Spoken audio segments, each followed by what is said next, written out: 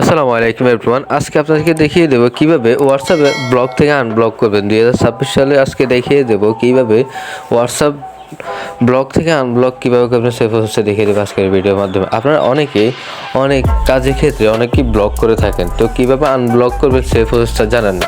তো সেই প্রসেসটাই দেখিয়ে দেবো কীভাবে আপনার হোয়াটসঅ্যাপে ব্লক থেকে আনব্লক করবেন। তো প্রথমত আপনি কী করবেন, হোয়াটসঅ্যাপে চলে যাবেন।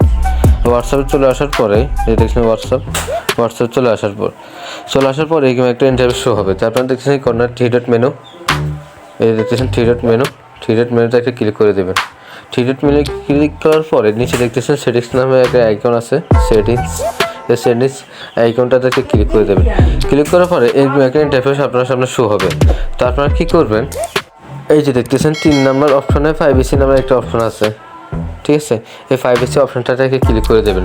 ক্লিক করার পরে এরকম একটা ইন্টারফেস আপনার সামনে শো হবে। আপনি কী করবেন, স্ক্রল করে নিচের দিকে চলে আসবেন, এই জায়গায় চলে আসবেন। স্ক্রল করে নিচের দিকে আসার পরে এখানে দেখতেছেন কন্ট্রাক্ট নামের একটা অপশন আছে, এই যে দেখছেন কন্ট্রাক্ট, এই অপশনটাকে ক্লিক করে দেবেন। ক্লিক করার পরে এরকম একটা ইন্টারফেস শো হবে। আপনারা দেখতেছেন উপরে লেখা আছে ব্লক অ্যাকাউন্ট, এই যে দেখতেছেন উপরে লেখা আছে ব্লক অ্যাকাউন্ট, 2 জন ব্লক করা আছে আমার এখানে। তো এখান থেকে আপনারা কীভাবে আনব্লক করবেন সেই প্রসেসটা দেখিয়ে দেবো। তো আপনারা কী করবেন, ওই অপশনটাকে ক্লিক করে দেবেন, ব্লক অ্যাকাউন্ট, এই অপশনটা ক্লিক করে দিলে আপনার সামনে যেগুলো অ্যাকাউন্টগুলো আপনার ব্লক করছেন সেই অ্যাকাউন্টগুলো এখানে শো করবে। তো যে অ্যাকাউন্টটা আপনার আনব্লক করতে চাইছেন এই অ্যাকাউন্টের উপরে আপনি ক্লিক করে দেবেন, ওই নাম্বারের উপরে ক্লিক করে দেবেন।